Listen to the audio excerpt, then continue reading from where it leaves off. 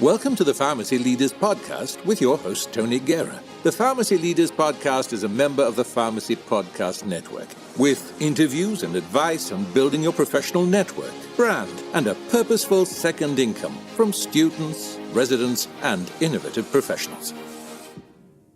Hi, my name is Michelle Magus, a P4 student pharmacist from Drake University.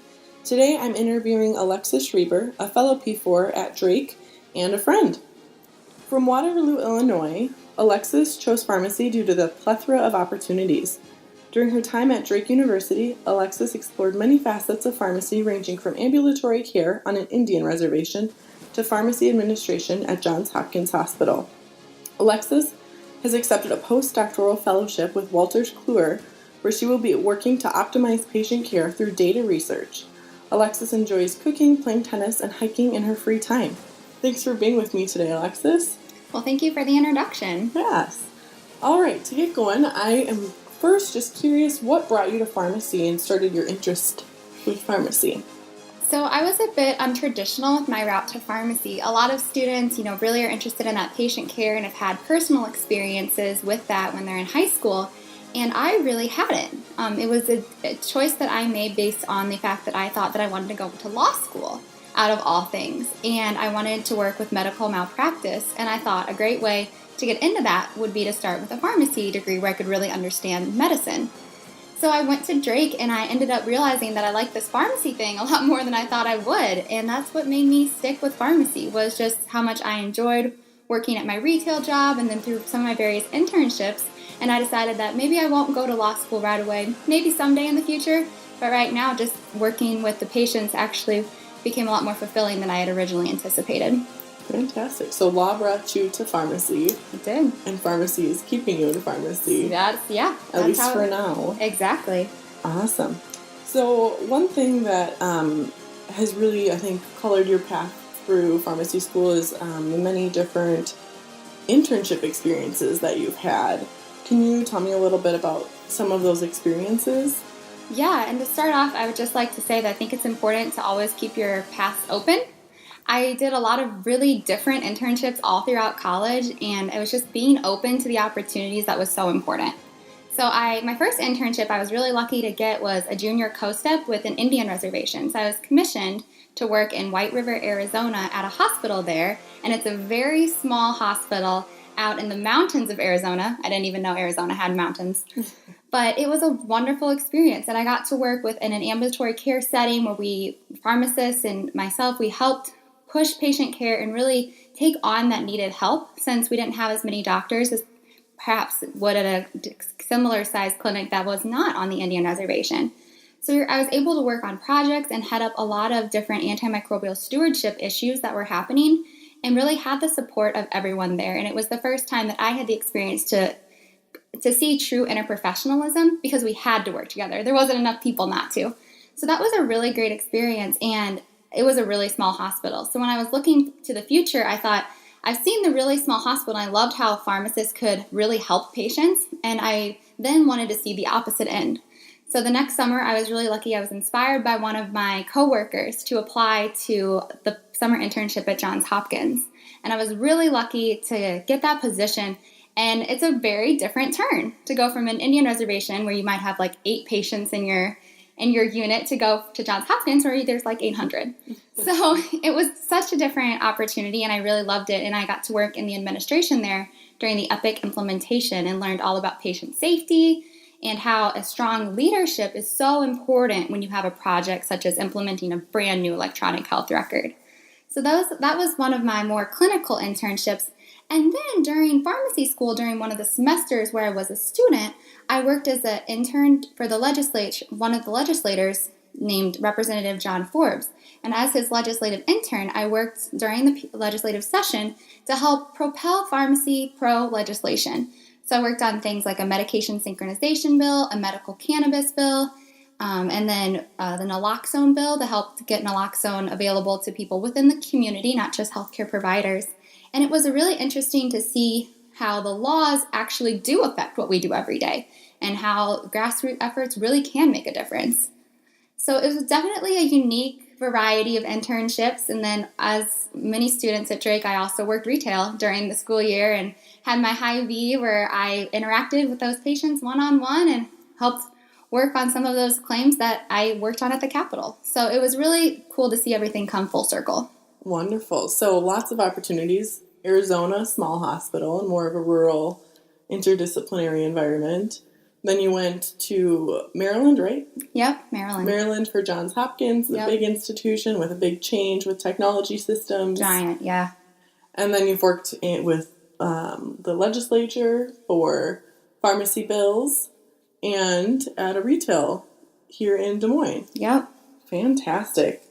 So how did you find these different internship opportunities throughout pharmacy school? Well, I mentioned earlier that I wanted to go into law, so I had always held on to that. And when it came to be my P1 year, I had actually applied to law school. So I took my LSAT and all those scary things, and I got in. But at the same time, one of my advisors, Dr. Andrea Chose, had recommended that I try for this co-step thing. She had done a co-step when she was a student, and she thought that I'd be a good fit. So I applied for that as well, and I ended up getting both. So I had to decide, do I want to go to the law school, which is what I planned on doing, or do I want to try out this pharmacy thing a little bit more? And ultimately, I decided that I could go to law school in the future, but I was in pharmacy school now, and I really wanted to focus on pharmacy and take the opportunities that were coming. So I really got introduced to the co-step from Dr. Chose, who highly recommended it. And then when I applied and I was lucky enough to get it, that's how I ended up with that one. And then when it came around for Johns Hopkins, I didn't think I had a shot at going to Hopkins. It's Hopkins. It's a really well-renowned program. And one of the girls who I worked with at the Indian Reservation, who is now a resident at University of Chicago, really encouraged me and was really that cheerleader, that peer mentor that I needed to believe in myself and then enough that I should apply to Johns Hopkins. So I wanted to do another internship because I really believed that it was a useful way to learn, and I really felt that it was helpful. But I didn't even really know a lot about the Johns Hopkins program. So it was through that networking with the person who I was working with who knew more about it than I did that I was able to find out more about the Johns Hopkins program, and also programs like Mayo. I found out more about that, and really doing my research online to see where I thought would be a great fit. There was also another opportunity for me where I could have done another co-step, but at a different location, like at a Bureau of Prisons. So it was really seeing where I saw my career going, and then talking to people who had done those positions to see where I thought I would fit best. And then I was lucky enough to put in the time, put in all the effort, and then get the offer to go out to Maryland. Wow, that's awesome. So you mentioned a lot of researching online, and then also that your network, your mentors helping you get there. Where did you start your process? Was it hearing about it from other people, or did you just pop in a Google search and try to find what was out there? Kind of what was that first step for those things to pique your interest to think about applying? My first step was really my advisor telling me about the opportunity that she did. I had debated doing an internship, but I really had tunnel vision almost about law school. And then she was like, my advisor really talked me into looking at other opportunities, which was really important. And then from there, after doing the co-step, it did come a lot to Googling, finding out about places just from doing the work and putting the time in to find out more. Wonderful. So talking about putting the time in to find out more, from starting your applications to showing up on the first day, I know that was probably a very detailed process and different for each internship. But can you kind of walk some of us through that if we're thinking about internships or maybe a little intimidated by the process? Kind of in general, how does that go? How do you stay organized? Absolutely. So I think that's something that my predecessors have talked about is the use of Excel spreadsheets. And as I think I'm going into Excel spreadsheets with my career, I could not say enough about how much they actually do help. So one of the things that I always look for when I was researching my internships is where is it located? What type of work am I going to do? And then how is it going to be helpful for my future career? So I think the thing that I think is the most important for students, and that I tell all of the younger students that I meet, they're probably tired of me telling them this, is start your CV early. A lot of people, from that very first IPPE, it goes on your CV.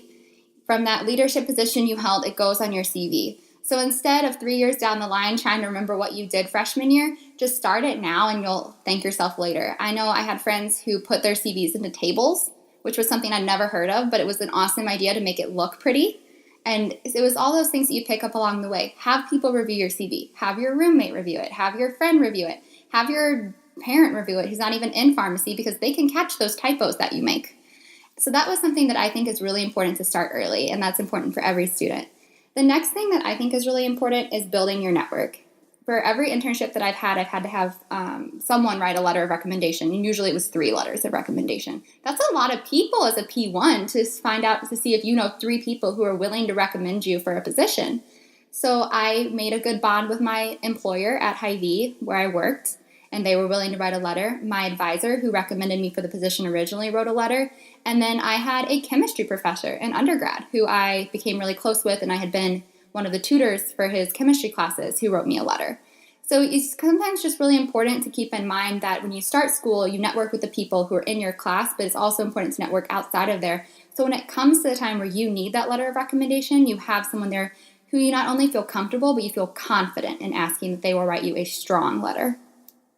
Thank you for those tips on preparing and applying for different internships.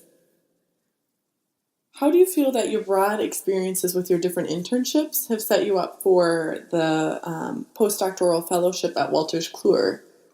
That's a great question. So I think one of the things that you have to keep in mind with a postdoctoral fellowship like this one is that you never exactly know what you're getting yourself into. And you can talk to the people before you, but healthcare is so constantly changing. And you never know what projects are going to be in your future. And I think that's what my internships set me up to do. They set me up to learn how to learn quickly and to be flexible. When I got thrown into going live with Epic at Johns Hopkins, it was a big change, and it was hard, and it was difficult. But by learning how to work with people and to catch yourself up on what's already been happening, you can really immerse yourself in the new process to start a new job, and to start a job that's so different than what you've been working on in the past. I've had my past couple rotations have all been patient care based. Well, at my fellowship, there won't be any patients. There'll just be a larger picture. So I think that my internships really taught me through projects how to look at that larger picture and how to really set yourself up for success later on.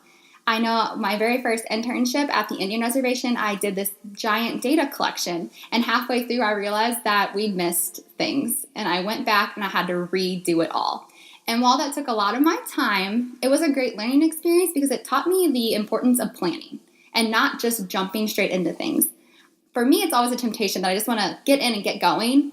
But it's really important, and what my internships taught me is it's really important to lay that groundwork before you just jump into a new job. And I think we can all take that in pharmacy school. And that's why I always feel it's so important to know the basics of pharmacology so that you can jump into knowing the drugs later on and learn new things. Wonderful. And you were a teaching assistant in... Yes, I was a TA for pharmacology, for neuropharmacology, so maybe I have a sweet spot for that after Yeah, all. I'll have to go to you for all my questions on that when I have patients. It is my favorite topic. All right, so you kind of talked about how your internships prepared you for a postdoctoral fellowship. For those of us who maybe are less familiar with that pathway, we know we can go into a job right after pharmacy school, or there is the residency option, which is pretty well known. What is this whole fellowship thing about? What does that look like? What does that even mean? This is a great question because it's a question that I keep getting all the time. And it is people are like, a fellowship. So what does that mean? And it's a great area. So I always tell people who ask me who are not even pharmacy related that there's different ways you can go in pharmacy. There's the residency where you work with patients who are sick in hospitals. There's retail where you work with patients who are out in the community and need medications filled and have questions. And then there's a fellowship where you give the medications to people, but not directly. Or there's a fellowship where you provide information so that the people in the field can do their job to the best of their ability. And that's what I hope to do.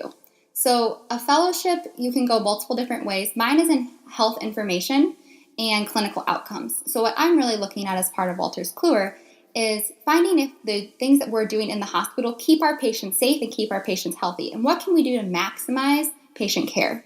There's other fellowships like some of my peers are doing where they're going to work for a drug company, either in marketing, as one of my peers is doing, or if they're going to work in clinical development.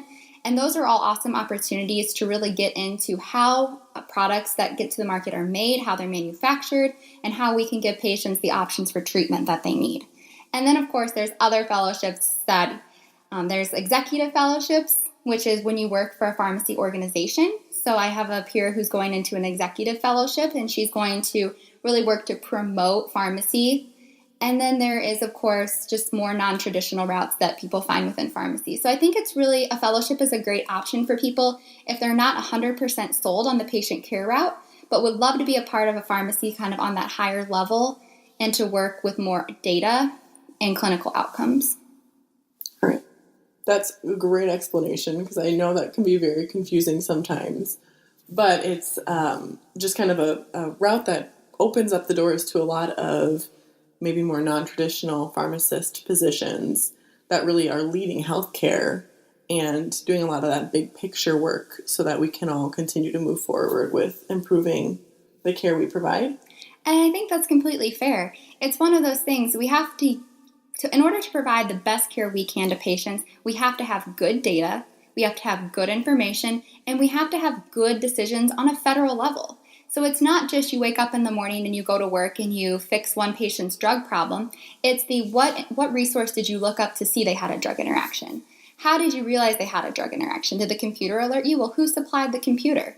Who made the electronic health record? Who made the law that said that you could have access to that information?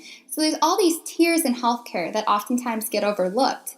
And that's why I think that's one of the reasons I went into pharmacies, because as you mentioned earlier, that plethora of opportunities to integrate what we know as pharmacists into the bigger picture of healthcare. Awesome. And so with the technology that you kind of mentioned, for pharmacy students, the one place that I know is very familiar to see Wolters Kluwer is on Lexicomp, as well as some other drug information resources. So you might not be specifically working with that website, but kind of that information source, it could be Wolters Kluwer as well as other organizations. Absolutely. So there's Micromedics and there's all these types of pharmacy information. And what is important with all of them is that they're reputable sources that have been endorsed by pharmacy organizations. So it's all really helpful and all helps us form that big clinical picture for our patients. Wonderful. Well, thank you for sharing both about your internships and now your fellowship with us. Congratulations on that. What advice do you have for pharmacy students looking to diversify their experiences during school to prepare for after-school opportunities? So I'm going to steal the advice that I was actually given from the current dean of Drake University, Dean Chestnut. And early on, she said that a lot of students will try to obtain a job. And I think that's one of the unique things at Drake is that a lot of our students are employed while they're in pharmacy school. And I think that's super helpful for understanding real-world pharmacy. What she said was sometimes a downfall of Drake students is that we start one job and we love it so much that we never leave, which is definitely my case. I started working in Des Moines at Hy-Vee, and I worked there since sophomore year, and I'm still working there. But what she said, and what I really thought was a great suggestion, is don't be afraid to work in different areas within the same community. Don't be afraid to work at a retail job for 2 or 3 years and then work at a hospital job. So there's some people who think, I have to have an internship in order to diversify my skill set. But wherever you are, there's really the opportunities available to you to find those different skill sets just within a job that you might work 8 or 12 hours a week at. So I think that's really important. Obviously, I'm a big proponent of internships. We've probably already talked about that enough. But that is important for just seeing what's all available. And then also making sure you're aware of the world outside of pharmacy. I know I have a lot of friends who have worked in different areas that are unrelated, but those are the things that make candidates unique. And I think that's really important for not just diversifying your pharmacy skill set, but for diversifying your life skill set. All right. And then for students that are showing up day one at their new internship, whether it's within the community as a switch in roles, what type of pharmacy they're working in, or flying halfway across the country, what would be some advice you'd give them on day one of how to get the most out of that internship experience, whether it's 5 weeks, 10 weeks, 12 weeks, or however long it is? My philosophy is be early and look prepared. So you never exactly know where you're going. Even if you think you know where you're going, I feel like you never do. And then look the part. Look excited. Dress appropriately. I always carry around my Padfolio instead of just having a notebook because it looks more professional. If people talk about all the time how it's that first encounter that can set the tone, and I've actually seen that to be very true throughout my experiences. So on that first day, do your homework ahead of time. For example, my first internship, they told me that I was going to be working with this data on reservation. And I thought, oh, yeah. I told them on the phone, I was like, oh, that sounds great. And then I Googled, what is reservation? I had no idea it was a cephalosporin, but I didn't recognize the brand name. And they kept going on about how I'd be working with that. So when I got there the first day, I knew everything that you would need to know about ceftriaxone or reservation. And that's just one example, but it's the importance of being prepared, and that's what people will take. They'll notice that you showed up on time or early, that you looked like you were ready for the job, and that you were ready for the job. And I think that's really important. And it might sound cliche, but having that positive attitude, coming and smiling on day one just sets you off to a better tone. And being willing to help. I remember one time when I was at Hopkins that we were having a night where I was there very, very late into the night because we were transitioning health records, and I wasn't a pharmacist, so I wasn't allowed to actually help with the actual management of moving information from one system to the next. So I was just getting people coffee, getting people drinks, getting snacks. It wasn't a job that I necessarily thought I would be doing at Hopkins, but that's what was needed at that time. And I think as an intern, that's what people will carry from you. They'll be like, oh yeah, she was willing to pitch in. She was willing to fill the hole that needed to be filled. And that's what people will take from you. It's not just showing up from your 9 to 5, but it's making sure that you're willing to do the work to show that you really do want to be there. And that's really important for employers. Absolutely. And you not only filled that hole, but you also probably found it. There probably weren't people always telling you what to do, but you figured out when you were just sitting there, figured out what, or before you even probably had a chance to sit down, you kind of figured out where you could pitch in and help out and make the process go a little more smoothly for everyone involved. That's completely true. And I think that that's an excellent point. That's super important is you can't just always do exactly what you're told, but look beyond that and look to see how can I help fill this void that maybe somebody doesn't even know exists yet. And that's how you really make yourself valuable and you get integrated as part of the team quicker. I think one of the struggles with internships is that you're only there for a short period of time. So sometimes it's hard to get in, get integrated, make a difference, and get out right away. But by filling those holes and be willing to step up to the plate, it's really easier to help form those bonds with the people around you so that they trust you with projects and they trust you with handling things and that you really do become a necessary and important part of that team. Well done. Hopefully that'll help some of us continue on our path and make a big impact. Well, I hope so. All right. Is there anything else that you'd like to share with us today that I haven't asked you about yet? I think in general, the thing to take with you is to really get to know the people around you. People who are in pharmacy school have this unique position where they always told me pharmacy was a small world, and I never really believed it. But I can honestly say after my year of rotations, pharmacy is an extremely small world. The girl who was at my one rotation showed up at my next one. Who would have thought? You never knew these types of things going into it. So it's just so important to make networking a priority. And I know sometimes I'm one of those people who I like to get down, I like to work, and I like to get things done. Sometimes I forget that how important networking is, but I cannot say enough how really important that is for future pharmacists. Thank you. All right, a couple last fun questions. Okay. We heard in your bio that you like to cook, play tennis, and hike in your free time. So, what is your favorite food to eat? And then second question, what's your favorite food to cook? And are they the same or different? They are not the same. My favorite food is terrible. I just love popcorn. I just love popcorn. There's no way around it. Are we talking movie theater? We're talking all types of popcorn. Kind. Yes. A movie theater popcorn is the best popcorn. But yes, I love all popcorn. But cooking popcorn's not really a thing. It's like a microwave thing. Sometimes I put it on the stove, get a little fancy. Very fancy. Right, very fancy. Popcorn, yeah. Probably to cook, I really love cooking just cookies, which I guess is more like baking, I suppose. But I really enjoy baking cookies, and that might be my demise in the end. But I love baking cookies, and then, of course, eating cookies is great, too. All right. And now, when you're baking cookies, is it chocolate chip? Is it a specific kind? In St. Louis, we have gooey butter cookies. Whoa, yeah, what are those? They're these wonderful things. I don't know if I should share it with the world, but it's a St. Louis style cookie that's made out of a yellow cookie. It's a yellow cake mix. Oh. Yeah, and it's with cream cheese and powdered sugar. You really can't go wrong. Wow, you're going to have to make those sometime because now I'm really interested. Yeah, they're super good. We don't have those up in Minnesota. You should try them. They look like lemon cookies, but they're better. Okay, yum. And then, where is the coolest place you've ever taken a hike? So down in Illinois where I'm from, there's actually this like really not known place called the Little Grand Canyon. It is not like the Big Grand Canyon. It is a Little Grand Canyon, and it is like this cool hike where you like hike down this canyon basically into like this valley, and then you walk the valley, and then of course you have to hike back up it, which is sometimes a struggle, but it's a beautiful hike down in southern Illinois, and you can almost guarantee that there will never be anyone else there. So it's a really great place to go and kind of clear your mind, and it's about a 2-hour hike. So it's I think it's like high intensity or however they score the hiking system. I don't remember, but it's a pretty intense hike down this canyon, but it's pretty cool. All right, Little Grand Canyon, bring some water. And where was it? Southern Illinois. I don't actually know what. It's like in the middle of nowhere. I don't know. We can Google that later. Yeah, Google that later. Fantastic. Well, thank you so much for being on, talking with you. Yes, thank you so much for having me. Support for this episode comes from the audiobook Memorizing Pharmacology, a relaxed approach. With over 9,000 sales in the United States, United Kingdom, and Australia, it's the go-to resource to ease the pharmacology challenge. Available on Audible, iTunes, and Amazon.com, in print, ebook, and audiobook.